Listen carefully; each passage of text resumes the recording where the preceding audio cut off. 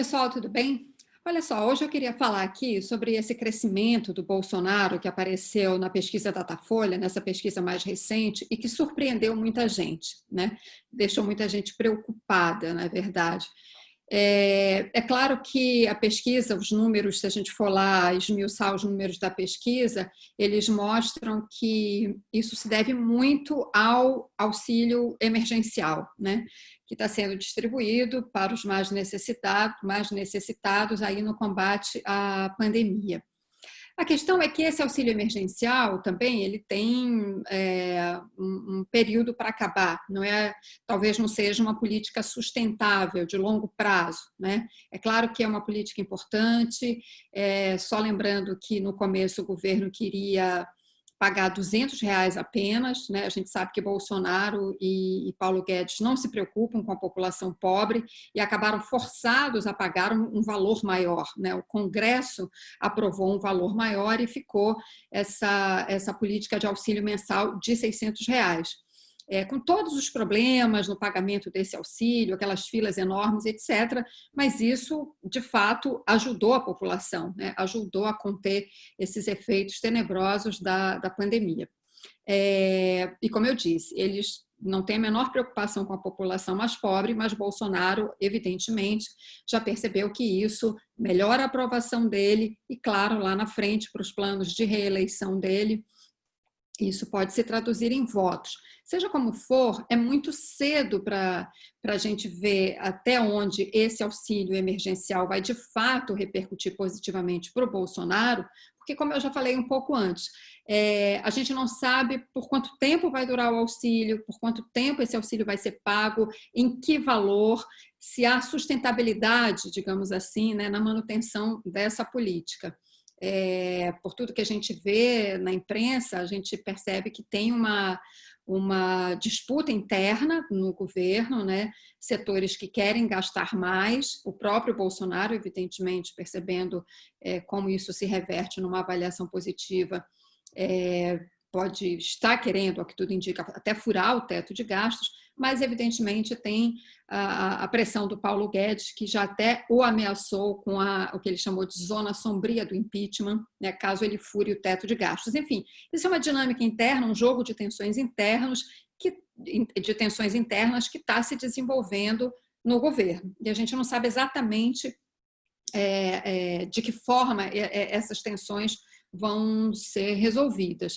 O que realmente me preocupa é que, antes dessa avaliação positiva, aí de, se eu não me engano, em torno de 37%, né, em decorrência do auxílio emergencial, várias outras pesquisas antes da pesquisa da Folha, né, o próprio Datafolha já tinha detectado isso, e várias outras pesquisas mostravam que, em torno do Bolsonaro, ele tem ali 30% de aprovação ao seu governo, e esses 30% são inabaláveis, né?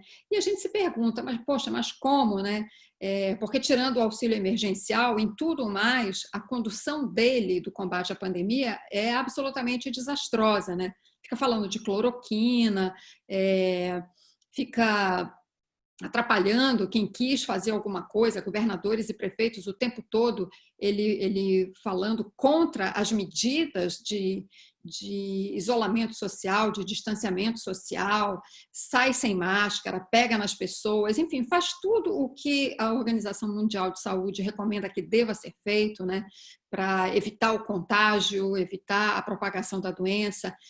Nesses meses, durante a pandemia, fez ataques terríveis à democracia, né? A matéria da revista Piauí, aliás, uma matéria que teve muito pouca repercussão na imprensa, uma matéria recente, vocês procurem na internet, o título dela é Vou Intervir, que mostra, essa matéria mostra em detalhes uma reunião no Palácio do Planalto no dia 22 de maio, uma reunião do Bolsonaro com ministros militares e civis, em que ele diz que ele vai intervir no Supremo e destituir os ministros e substituí-los por outros, né?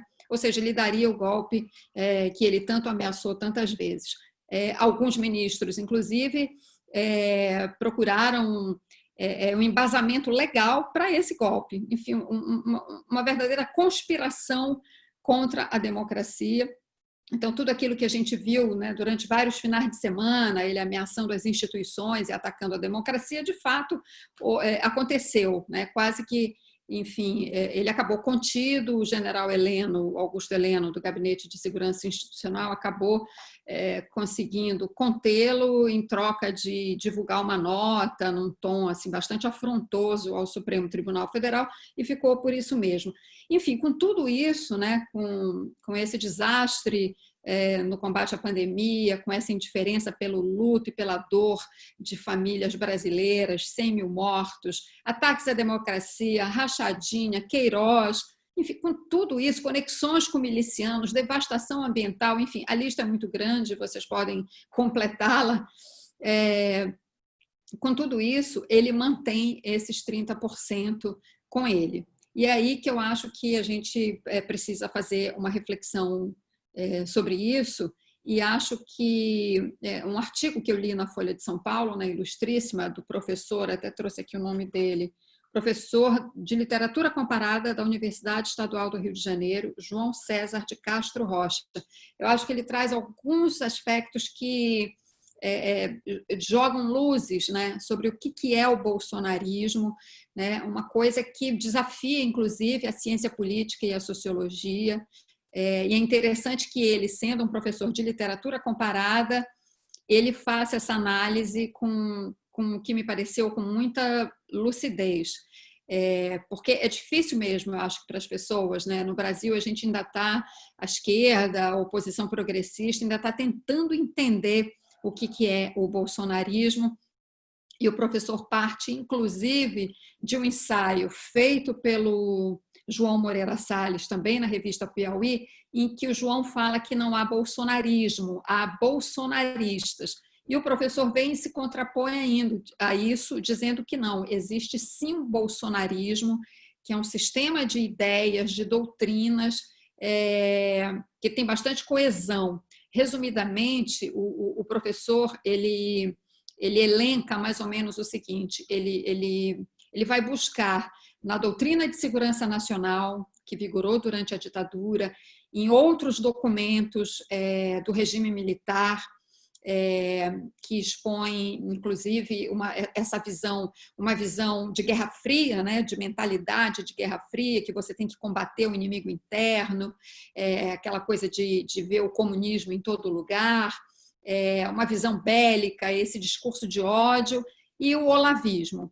Então, ele faz uma análise, evidentemente, muito mais sofisticada e profunda do que eu estou fazendo aqui, eu estou trazendo só alguns elementos, né, que eu lembro do artigo dele, mas que eu recomendo muito essa leitura, porque ele mostra que esses elementos todos, eles formam, eles têm uma coesão, né, que dá sentido a esse bolsonarismo, né, que está aí e que desafia a oposição.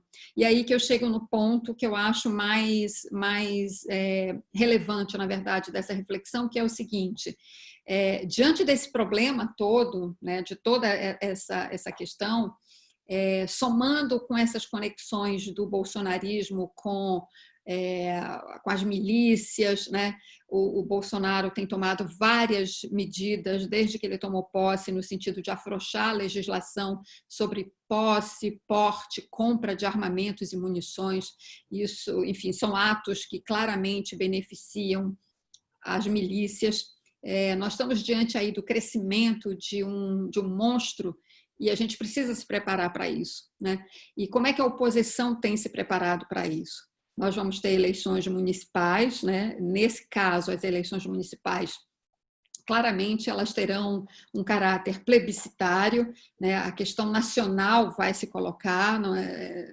Sobretudo nas capitais, como Rio de Janeiro, São Paulo, enfim, elas serão uma espécie de ensaio para a eleição de 2022, né? Então, eu acho que as oposições têm que refletir justamente sobre esse contexto, sobre essa conjuntura, e acho que mais do que nunca a oposição precisa formular um projeto comum, enfim, se unir em torno de pautas comuns, né? Eu não sei o tamanho dessa frente ampla, mas diante disso que a gente está vendo, eu acho que é imperioso que a oposição encontre um terreno comum que possa se contrapor a esse projeto autoritário do Bolsonaro. É muito difícil, precisa passar por cima de muitas feridas, de muitas mágoas, né? Não dá para fazer, nessas horas, não dá para fazer a política com o fígado, né? Tem que ter grandeza para enxergar lá na frente. Tem um exemplo na Hungria, eu sei que a Hungria é um país muito diferente do nosso, mas lá tem um líder de ultradireita, que é o Viktor Orbán, primeiro-ministro que está há 10 anos no poder, que foi minando também várias estruturas da democracia, é um líder autoritário, e a oposição, os 6 principais partidos de oposição na Hungria, finalmente entenderam que para derrubá-lo precisam se unir. E eles já anunciaram que nas eleições de 2022, vai até coincidir a data da eleição de lá e a eleição daqui, a próxima presidencial, né, lá é primeiro-ministro, a oposição, esses 6 partidos de oposição já anunciaram que vão formular um programa comum e que terão um candidato único. E que assim, então, vão tentar fazer frente ao Viktor Orbán e impedir que ele fique mais tempo no poder. Eu acho que fica aí um exemplo para a gente refletir e, guardadas as diferenças, pode ser que esse exemplo nos inspire aqui e que a gente possa se contrapor a esse projeto, evitar que esse projeto autoritário se consolide. Era isso. Obrigada. Até a próxima.